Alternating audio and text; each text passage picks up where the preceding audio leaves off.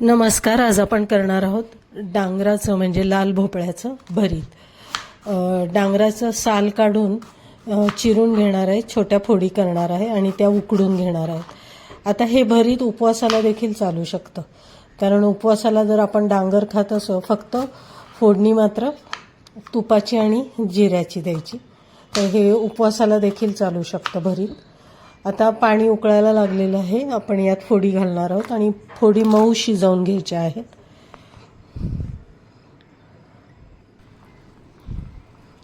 पाणी उकळले, फोडी शिजलेल्या आहेत.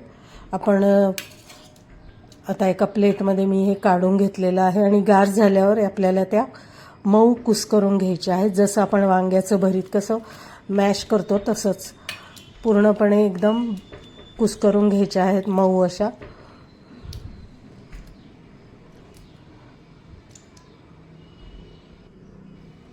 आता याच्यामध्ये 2 चमचे दाण्याचं कूट, अर्धा चमचा साखर आणि मीठ आपल्या आवडीनुसार याच्यामध्ये घालायचं आहे. दाण्याचं कूट ओबडधोबड असेल तर जास्त छान लागतं. आता हे परत सगळं छान मिक्स करून घ्यायचं आहे. कोथिंबीर देखील घातलेली आहे. कोथिंबीरीने देखील याला खूप भरताला छान चव येते. म्हणजे ज्यांना डांगराची भाजी आवडत नाही ते हे भरीत नक्कीच आवडीने खातील. आता चांगलं मिक्स केलेलं आहे. आपण आता फोडणी करणार आहोत. इथे तूप घेतलेलं आहे, आपण तेल देखील वापरू शकतो, पण साजूक तूप असेल तर त्या भरताला एक छान टेस्ट येते.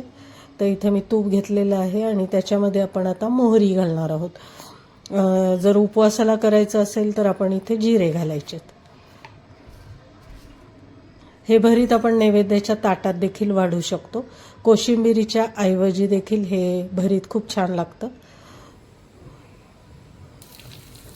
एक मिरची घातलेली आहे. मिरची चांगली फ्राय झाली की आपण हिंग घालणार आहोत. उपवासाच्या दिवशी देखील आपण हे भरीत खाऊ शकतो, भगर खिचडी बरोबर. एक कोशिंबिरीला एक पर्याय म्हणून आपण हे भरीत करू शकतो. आता फोडणी चांगली झालेली आहे. ही फोडणी आपण आता डांगरावर घालणार आहोत.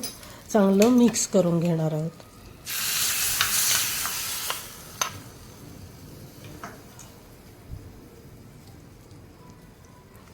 आणि अतिशय कमी वेळात ही रेसिपी तयार होते.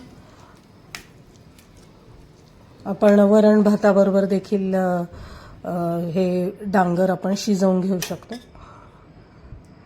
आता 2 चमचे दही इथे घालते मी. दही घातल्यामुळे एक छान आंबट गोड तिखट अशी चव या भरताला येते आणि खूप टेस्टी हे भरीत लागतं.